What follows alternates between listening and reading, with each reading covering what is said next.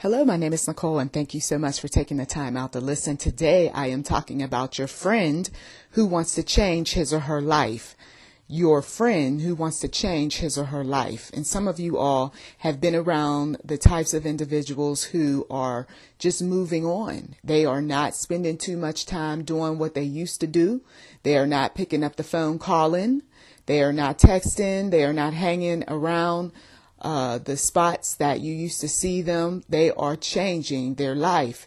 People who are sold out for change, whether they are walking with the Lord or not, are not going to want to be around people who are going to muddy their waters.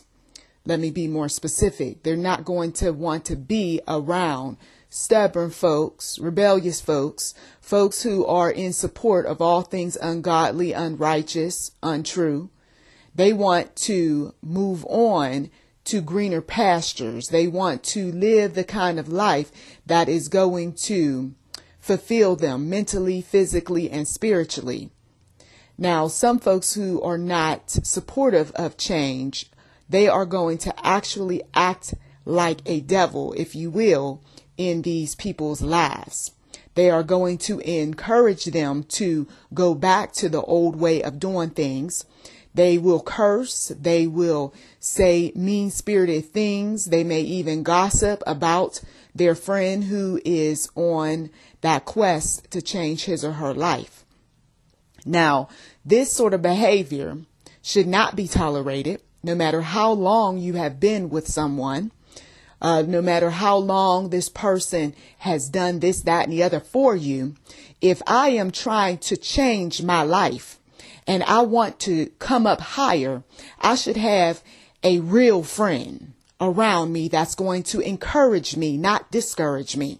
I should have a real friend who's going to be there for me as I am going through much and give me the kind of counsel that is going to keep me from getting myself in more trouble. You see what I mean? But you got some folks that may be around you that they're not interested in seeing you change, because if you change, that means that you're not going to go where we always go. That means that you're not going to pay for the things that you may have paid for in the past. That means that you're not going to just be there when I need you. And so, of course, there's going to be the jokes, and there's going to be the weird statements that you hear coming from mutual friends. So-and-so said you changed. So-and-so said that you don't help out. You don't, want to be there for, him like you once were. You think that you're better. Excuse me? What? He said all that about me. I'm just saying. But that was my boy. Well, he's acting foolish these days, saying all sorts of crazy stuff. Oh, okay. And so, you take that information and you make sure that you are mindful about this so-called friend when you are around him or her next. Because you see, what is in darkness comes out in the light. And when people don't like folks changing and rearranging and, moving and relocating and doing all of these other things, they are going to distance themselves. Sometimes it is very difficult for some people to speak up about their friend's behavior. If a friend is out there cheating and creeping, they say, that's none of my business. But you're a friend, though. I know, but it's none of my business. And a lot of times, none of my business kind of folks, they don't want to involve themselves because, one, they know they've been guilty of some things. Two, they feel like to even open their mouth on some things is going to hurt the friendship. And then three, some of these folks, they just don't care. They really don't. And it's sad, but how can you call yourself a friend if you don't care about me when I'm out here creeping and cheating and lying and stealing? You aren't much of a friend. Real friends are going to speak up and say, that was real foul what you did to your wife.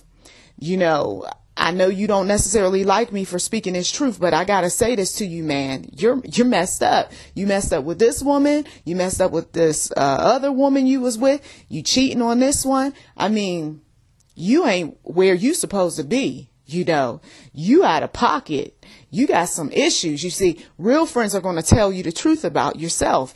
And what happens? A lot of times people who don't want that truth, they're going to distance themselves. They're not going to come around the crew any longer because they know they're up to no good. They're not going to want to be held accountable for not going to the church, for not praising the Lord, for not reading their word. You're distancing yourself away from not only your family, but from God too. Oh, you just mind your business, because I remember when you used to act like this, that, and the other. Oh, really? So you want to bring up my past. But my past don't dictate my present, nor does it dictate my future, brother. Come on. So when you got these folks that are in your corner or out of your corner, and they're speaking some crazy stuff to you, and you are that one that's trying to make every effort to change, that's when you got to say, wait a minute, I got to distance myself from anybody who is not calling me out on my foolishness, because that person right there or group, they are about this, that, and the other, and you can fill in the blank. Okay. I have spent some time with both the ungodly as well as the godly. I have been that one that was out there having a good old time at the club. Okay. Dressing inappropriately. There has been some times where I was that one that was sitting up there encouraging my so-called friends to do some stupid stuff. Okay. There has been some times where I was around the type of folks who dared me to do this, dared me to say this, and it wasn't nothing biblical.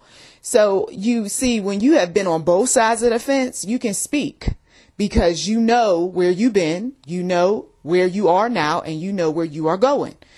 Back then, I know that I was going straight to hell. There's no doubt about it. I know it. I'm not going to sit up here in front and say that, oh, everything was just peachy and nice. I could, compare sin and say, well, my sin wasn't as bad as other people's, but sin is sin, you see. And so when you are around those types of folks who they don't call you out on anything because they know that they're up to no good, you will continue to do the types of things that's going to hold you back, rather than propel you, rather than move you forward, rather than help you become that productive citizen, right? That good husband or wife, okay? That good friend, being kind and loving and respectful to others. No, we're having too much fun. But then fun eventually wears out. Fun, eventually you can't keep up with it. Okay, because you are getting older and you can't stay awake as long as you used to. You can't hang with the crew, and then they start telling you that you're boring and you are this and you are that, right? To try to encourage you to keep on sinning. But at some point, your mind, your body, and your spirit is going to say, we're spent. I can't keep doing this. This is affecting not only me, but it's affecting other people around me, all this foolishness that I'm into. Some folks, I will tell you, when you party so hard for so long, your intimacy levels, when it comes to having a quality partner and wanting to spend quality time with that partner, it goes downhill. And some of you all know what I'm talking about in more ways than one. You just don't have that energy because you spent it up in your 20s and 30s and so forth, being with so many different people, doing so many different things, that by the time you do settle down, you don't have that kind of energy level to really give it all to that person who you finally found, right? That you truly love. Because you were spending so much time running and ripping and doing all things ungodly and unrighteous that, hey, I don't have time to really give, or I don't really have the energy to really give all that I really want to give. And so sometimes what happens is people end up divorcing because you're spent. You have nothing, not emotionally, not physically, not spiritually. Some people financially, they spend all that money on everybody who was temporary. And now when you finally find somebody that you truly love, truly want to settle down with, you don't have any type of money. Right? So that person, they are forced to have to just stay in a box with you. Why should they have to do that? Right? Why should they have to go through because somebody lived their life in such a foul way? And now they want somebody that they can settle down with, but that person has to pretty much go backward in order to be with that person. And once they realize that, they say, you know what, this isn't for me. because all these years I've been working hard to be better, to do better. I don't want to be with someone who still needs some time to his or herself to get their minds right, body, spirits, whatever else. You see, why should I have to hold up my life, okay, trying to be with somebody who's still very much broken? All right. I'm speaking to somebody. I don't know who this is, but I'm feeling in my spirit that you are sacrificing so much for somebody who's broken, who only God can fix. You think you can fix that person by, saving up money to go on trips. You feel like you can fix that person by saying all these flattering things and spending money on him or her. But the reality is that this person is so broken and has been this way for a long time, in that he or she likes to feed off of others temporarily to boost their ego, and then they end up going right back into their broken selves. Okay, God knows the pattern. He sees people, knows people better than we will ever know them. He knows what their past was like. People, they say that they're very open a lot of times in these relationships, whether online dating, offline, and they're not really telling it all. But God, when you walk with him, he'll tell it all. He'll tell you, this one is not ready for marriage. This one is not ready for sex. This one is not ready for anything that you're willing to give, because he or she is still grappling with things from the past. He or she is not close with me. He or she, if anything, is backsliding or is an apostate, but they're putting on airs because they want to feed off of you. They're a vampire. Okay. I mean, God will tell you these things. And then not only that, sometimes people will confirm things out of their mouth and then realize, oh my goodness, I just exposed myself. Yes. And that's a good thing, because that person doesn't need to waste their time with an individual who does not want to grow spiritually, mentally, or physically. And some folks, unfortunately, due to age, they have gotten too old and too set in their ways to want to do what is right. So you got these friends that may have been there for 20 some years saying, bruh, you have not changed, never will. Okay. Pretty much gave up on them. Some others may have friends that are saying, well, I'm still with you. I'm broke, busted, and disgusted too. So misery loves company, right? But you're never too old, though, to get out of that mindset that says that I'm too old to change. Come on. You can go to the Lord with a repentant heart and say, Lord Jesus, please forgive me for all of these years spent doing foolish things, connecting with the wrong folks, not feeling motivated to even sit down and read your word. Please forgive me. You see, and the Lord says, okay, now what is it that you want to do? Well, I want to grow with you spiritually, because I know that that area of my life needs some healing. It needs, replenish, whatever it is that is on your mind. You got to go to the Lord with it. But sometimes people that don't do this sort of thing, but they still claim to be believers, God will use friends. And these are not the ones that encourage you to do evil things, but these are the ones that will rebuke you. They will exhort you, and they will convict you on your sin. Okay. They will reprove you. These are not people that are going to take sin lightly. Okay. They're going to hold you accountable. These are people who you should keep around. I know sometimes they rub you the wrong way with the way they say things. I hear that quite a bit. Oh, I don't like the way you said that, or I don't like how you put that, or I don't like the way your head or your hands was. Okay, please. Satan is going to have people nitpick on every little itty bitty thing when they know, or when he knows that those people are one of his and he doesn't want them to be free. Okay.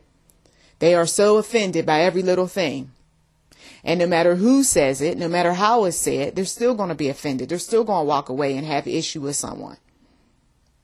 But truth is truth. And sometimes those quality friends are there to just speak the kind of truth that is going to help you accomplish your dreams, your goals, whatever it is that you are trying to do to make changes, whether it's your marriage that's suffering, whether it is finances that are really keeping you down, whatever it is. Quality friends are going to tell you the truth about your spending habits. Quality friends are going to tell you about your flirtatious ways. Your focus should be on your wife if you really want to make that relationship work. Your focus should be not on complaining about everybody that comes into your life, but rather you need to start looking inwardly, okay, at what you're doing and not doing. I mean, that's what quality friends do. Then you have those friends who they say all sorts of things, and they have, and what they're saying has nothing to do with what you are trying to do. And those folks, you have to distance yourself from and just allow the Lord to lead you, because those people, for whatever reason, may be self-righteous, like Job's friends. Some of them were. They may have their own share of issues and don't want to hear what you got to say.